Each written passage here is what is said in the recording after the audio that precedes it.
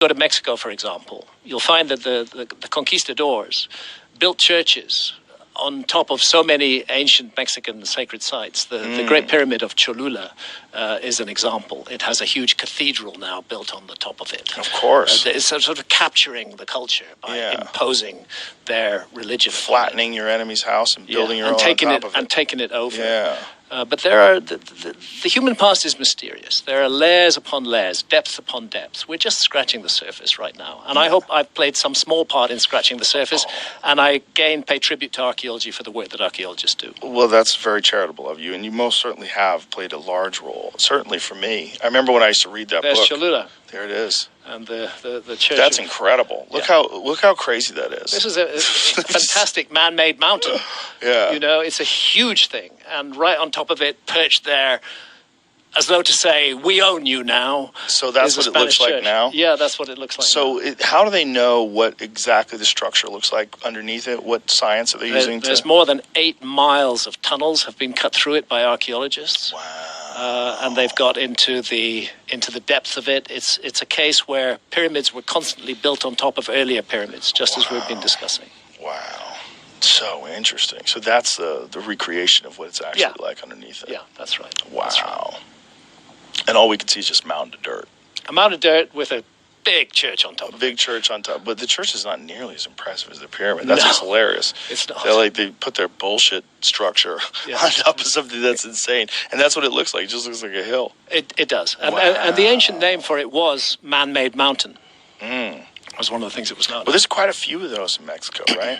You bet. Mexico is another fascinating culture. We've hardly had the opportunity to talk about it today, but there's just so much. And if I were to focus on a particular area of Mexico that needs further investigation, I would say the Olmec civilization around La Venta, Villahermosa, right up as far as Chichen Itza. That whole area of the Yucatan is just absolutely fascinating.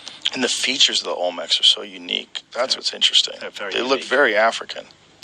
What the Olmec sculptures show is so cool looking too. Like, look at serious motherfucker with his hat on.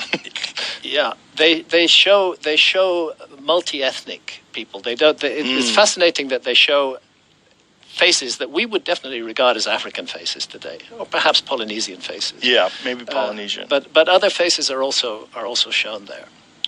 Look at that one. Wow. There's a piece. I don't know if you can find it, Jamie, but there's a sculpture that they call the Walker, Walker, at La Venta. Which one's the Walker? I'm not seeing him there. No? No.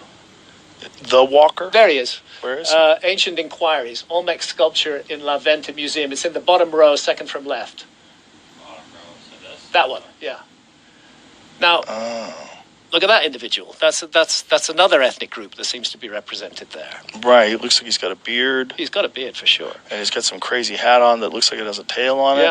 Yeah, and some glyphs around it. And the oldest representation of the feathered serpent as Quetzalcoatl, that's what Quetzalcoatl means, that is also found amongst the Olmec sculptures of La Venta.